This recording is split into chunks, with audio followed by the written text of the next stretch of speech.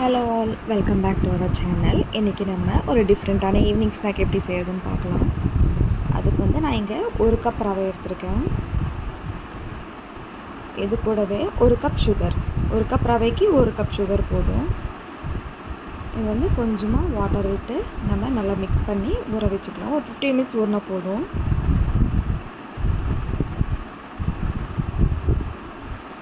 மினிட்ஸ்க்கு அப்புறமா 2 கப் கோதுமை நான் ஆட் பண்ணிக்கிறேன்.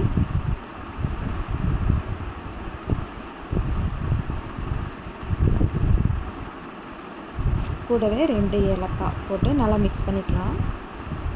நீங்கள் தேங்காய் பீசஸ் கூட சின்ன சின்னதாக கட் பண்ணி போட்டிங்க அப்படின்னா ஒவ்வொரு பைட்டுக்கும் நீங்கள் கடிக்கும்போது நல்லாயிருக்கும். ஸோ இருந்தால் நீங்கள் போட்டுக்கோங்க. இப்போ கொஞ்சம் கொஞ்சமாக வாட்டர் ஆட் பண்ணி நம்ம மிக்ஸ் பண்ணிக்கலாம். பார்த்திங்கன்னா இந்த கன்சிஸ்டன்சி இருந்தால் போதும், ரொம்ப தண்ணியாக வேண்டாம். நீங்கள் இதில் சோடா மாவு இருந்ததுன்னா கூட நீங்கள் போட்டு ஆட் பண்ணிங்க அப்படின்னா நல்லாயிருக்கும். இப்போது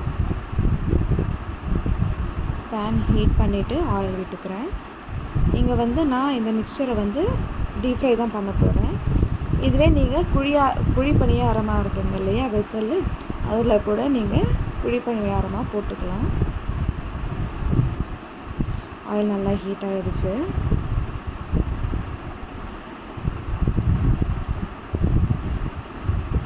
ஸோ கரண்டியில் இப்படி போட்டுக்கலாம் நம்ம.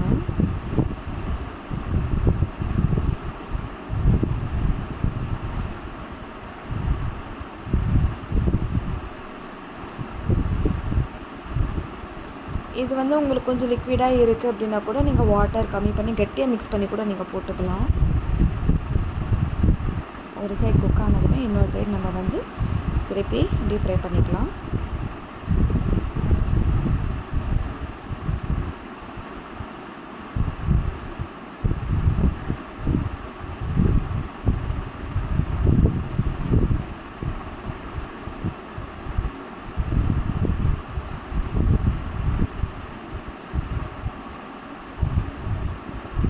நல்லா இப்போ பார்த்திங்க அப்படின்னா ப்ரௌனாக வந்துச்சு பாருங்கள்.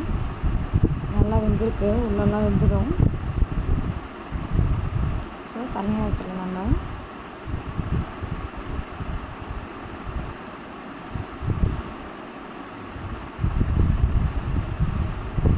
ரொம்ப சிம்பிளான ரெசிபி, ரொம்ப இன்க்ரீடியன்ஸும் தேவைப்படாது. அதே மாதிரி ரொம்ப ஷார்ட் டைம்லேயே நம்ம இந்த ரெசிபி நம்ம பண்ணிக்கலாம். நீங்களும் ட்ரை பண்ணி பாருங்கள். நெக்ஸ்ட் வீடியோவில் பார்ப்போம். பாய்.